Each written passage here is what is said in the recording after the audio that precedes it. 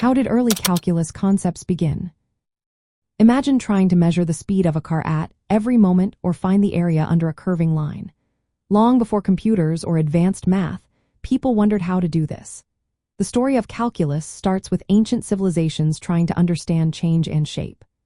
About 400 years before Christ, Greek mathematicians like Eudoxus created the method of exhaustion. This was a way to find areas and volumes by breaking shapes into smaller, simpler pieces.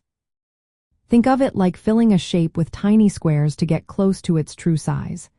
This idea was the first step toward understanding limits, which are key in calculus. Then came Archimedes around 225 years before Christ.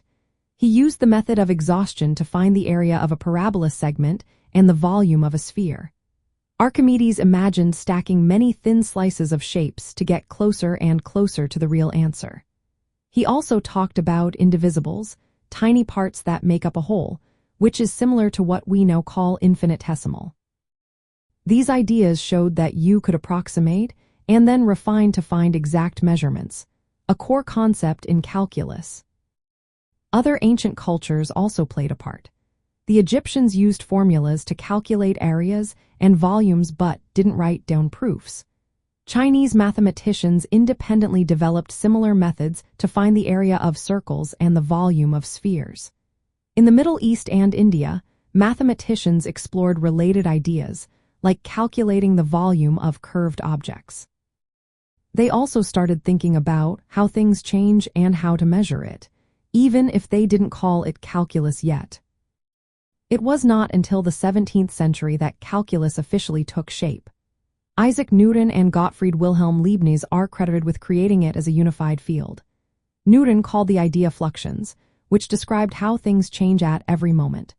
Leibniz developed symbols for derivatives and integrals, which are still used today. Their work connected the idea of how fast something changes with how much it accumulates, like speed and distance. Looking at the history of numbers, these early ideas changed how humans saw the world.